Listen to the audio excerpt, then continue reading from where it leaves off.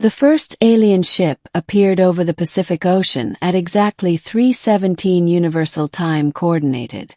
At first, astronomers thought it was a sensor glitch, an object larger than Manhattan dropping out of what looked like folded space. But within seconds, every satellite feed confirmed the same impossible truth. A colossal, obsidian structure hovered silently above the water, its surface rippling like liquid metal under the moonlight. Then it split open. From its underbelly descended smaller craft, sleek, blade-shaped vessels that screamed across the sky faster than any human aircraft. Coastal cities from Tokyo to Los Angeles lit up with emergency sirens. Governments scrambled to issue statements. Military forces mobilized. The alien armada had arrived. Within hours, more of the massive carriers appeared across the globe. One over the Atlantic, another above the Sahara, a fourth in low orbit, casting a long, ominous shadow over Europe. They did not broadcast a greeting. They did not issue demands. They attacked. Energy beams lanced down from the sky with terrifying precision, disabling communication arrays, power grids, and military installations. The strikes were surgical. They avoided dense civilian populations, targeting infrastructure instead. It was as if they wanted Earth crippled but intact. On screens worldwide, a signal finally broke through the static. A towering alien figure appeared. Tall, armored in organic plating, its eyes glowing with cold luminescence. "People of Earth," the translated voice boomed, mechanical yet chillingly calm. "Your world has been marked for assimilation by the Valari Dominion. Resistance will result in termination. Compliance will ensure your species' survival as a labor asset." The message lasted exactly 20 seconds. Then it ended. Panic spread like wildfire. But Earth did not surrender. In a bunker beneath the Rocky Mountains, leaders from across the globe gathered via secure link. The United Nations dissolved into a single emergency authority. Nuclear options were debated, but dismissed. The alien ship's defensive fields rendered missiles useless. Early attempts at retaliation had ended in bright flashes of annihilation. Humanity was outmatched. Or so the Valari believed. Dr. Ilara Vance stood before a room of generals and politicians, her hands trembling, not with fear but urgency. "For decades," she said, activating a holographic display, "we've been studying gravitational anomalies, natural distortions in space-time. 3 years ago we discovered something else. Pattern. A signal hidden in cosmic background radiation." The hologram shifted, revealing a web of faint lines stretching across the galaxy. "It's a network," she continued. "An ancient one. We think it predates most known civilizations. And we've learned how to activate a small portion of it." A general frowned. "Activate it how?" Ilara swallowed. "By using Earth as the anchor." The Valari tightened their grip over the next 2 days. Alien drones patrolled the skies. Orbital cannons hovered ominously above major capitals. Yet something puzzled them. Humans kept fighting. Not with weapons, they knew those would fail. Instead, they resisted through sabotage, cyber warfare, and guerrilla tactics. Engineers rerouted power through hidden grids. Hackers disrupted alien drone coordination. Civilians organized supply chains underground. The Valari had conquered dozens of worlds. None had resisted like this. High Commander Threx stood aboard the Dominion flagship, observing Earth below. "Primitive," he muttered. "Yet persistent." The subordinate approached. "Commander, we are detecting unusual energy fluctuations across the planet's magnetic field." Threx's eyes narrowed.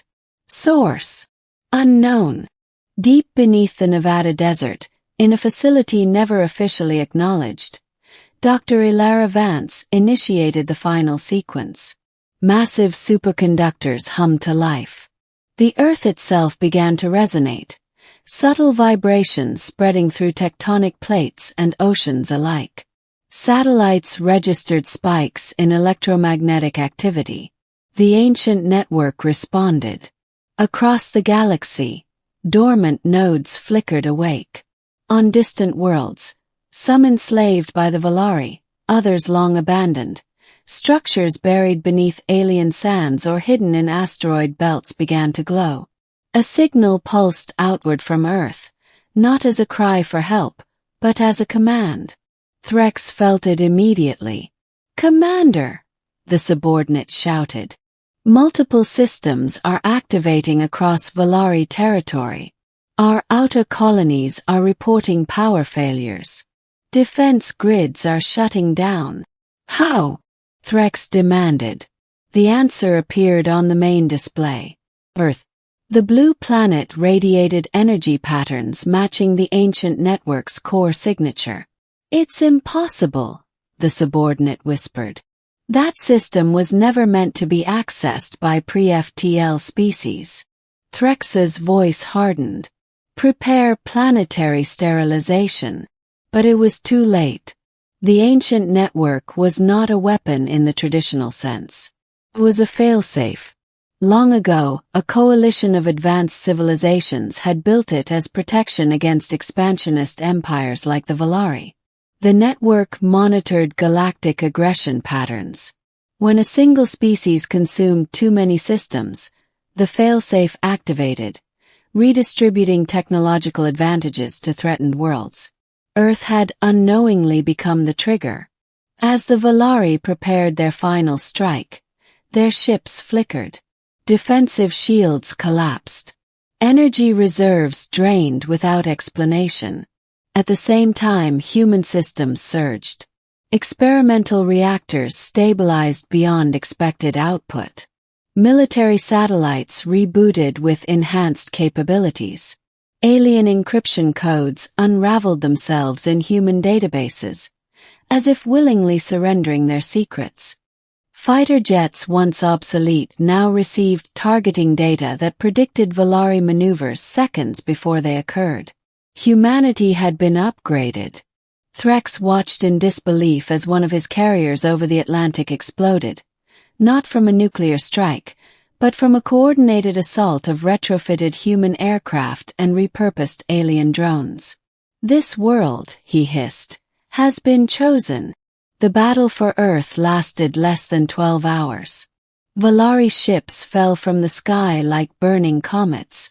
Some attempted retreat, but hyperspace routes destabilized, blocked by the awakened network.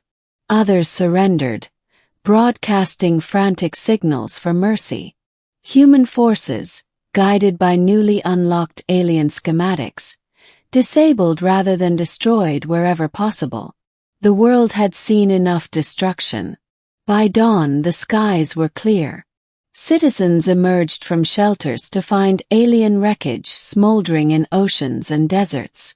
News anchors struggled to comprehend what had happened. Earth had not just survived.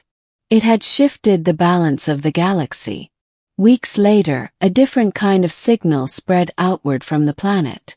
This time it was intentional.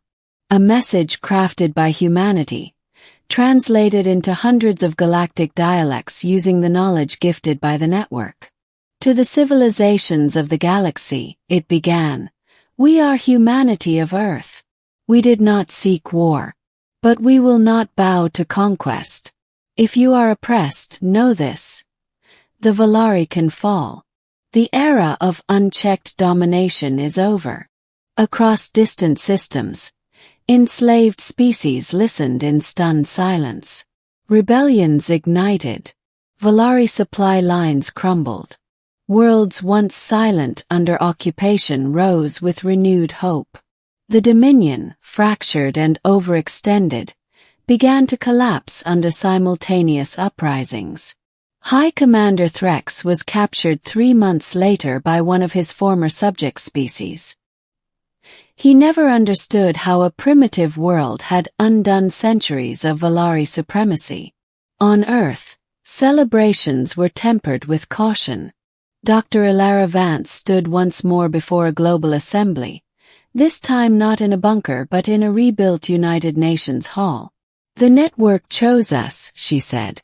"But that doesn't make us rulers. It makes us responsible." Humanity now possessed knowledge centuries ahead of its time. Clean energy, faster-than-light travel principles, medical advancements that could cure once fatal diseases. But with it came awareness. The galaxy was vast, complex, fragile, and watching. The first human-built interstellar vessel launched 2 years later. Not a warship, but an envoy craft. Its mission was simple: seek allies, offer aid, and ensure that no empire like the Valari would ever rise unchecked again. As the ship's engines ignited, children across Earth looked up at the stars not with fear, but with anticipation. The Valari had expected another easy conquest. Instead, they had awakened something far more dangerous: United Earth. And a galaxy that would never underestimate humanity again. The attack meant to mark Earth's end had become the beginning of something far greater. Because when the invaders came, they believed they were facing a divided, fragile species. They weren't ready for what happened next. They weren't ready for humanity,